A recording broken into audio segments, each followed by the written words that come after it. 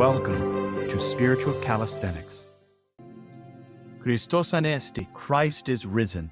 And May 20th, we celebrate the Holy Martyr Thalleleus, Saint Lydia of Philippi, equal to the Apostles, Saint Mark the Hermit, Father Alexis, Metropolitan of Moscow, Saints John, Joseph, and Nikitas, the monks of Chios. Regarding Saint Thalleleus, the martyr, and his martyr companions. Saint Thalleleus was from the region of Lebanon in Phoenicia, the son of Bericius, a Christian bishop. His mother's name was Romula. Keep in mind that in the early days, as we see within Peter, because he has a mother-in-law, bishops were not celibate as they are now. They, like priests, could have been married and then elevated to bishop. This was later changed because it was understood that in order to be a bishop that is going from place to place to place to place, it is not fair to a family to put them into that kind of disposition. Raised in piety, he was trained as a physician. Because of the persecution of Numerian, the saint departed to Cilicia, and Anazarbus, he hid himself in an olive grove, but he was seized and taken to Aige of Cilicia to Theodore the ruler. After many torments, he was beheaded in 284. Saint Thalleleus is one of the holy mercenaries. Your martyr, O Lord, in his courageous contest for you, received as the prize the crown of incorruption and life from you, our immortal God.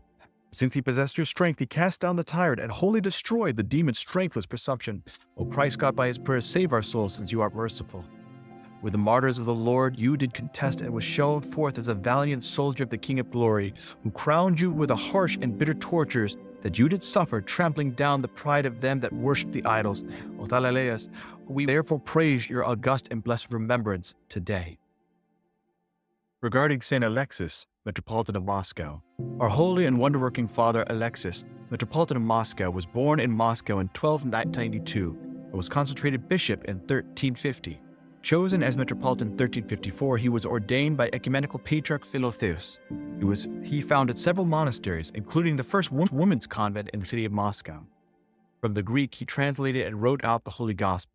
For the good of the Church and his country, he twice journeyed to the Horde, did much to propitiate the Khan, and ease the burden of the Tartar yoke.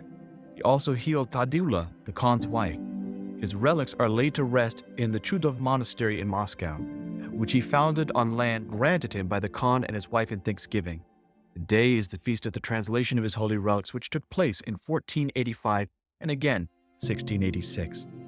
Like most precious treasure hidden many years in the earth, thy venerable and miracle-flowing relics were found, O most blessed Father and Hierarch Alexis, and receiving healing from them, we are enriched and we glorify Christ, saying, Glory to him who glorifies his saints.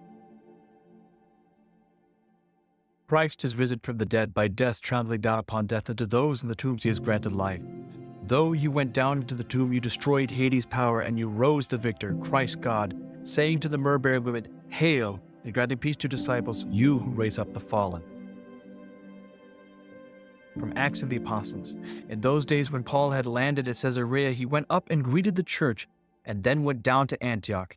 After spending some time there, he departed and went from place to place through the region of Galatia and Phrygia, strengthening all the disciples. Now a Jew named Apollos, a native of Alexandria, came to Ephesus.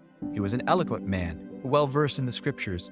He had been instructed in the ways of the Lord, and being fervent in the Spirit, he spoke and taught accurately the things concerning Jesus, though he knew only the baptism of John.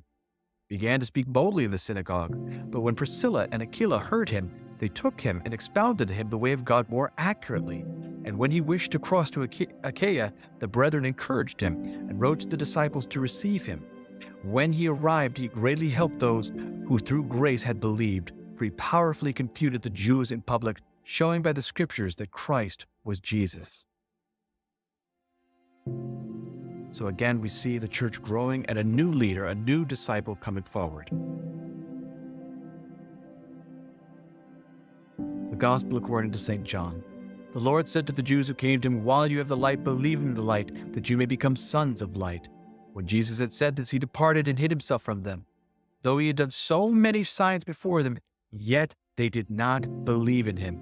It was that the word spoken by the prophet Isaiah might be fulfilled.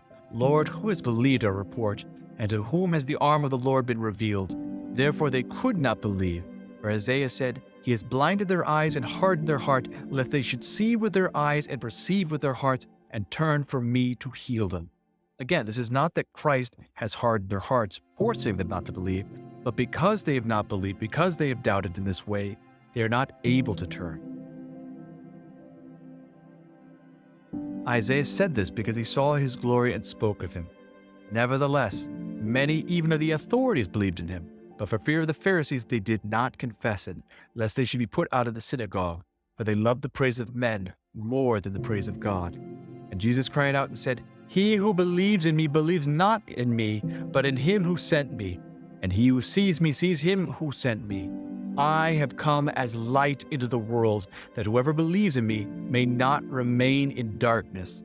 If anyone hears my sayings and does not keep them, I do not judge him. For I did not come to judge the world, but to save the world. This is an appropriate reading and an ending point of the Apodosis of Pascha. As we've said, Christ is risen for the last time, but Christ came to save the world.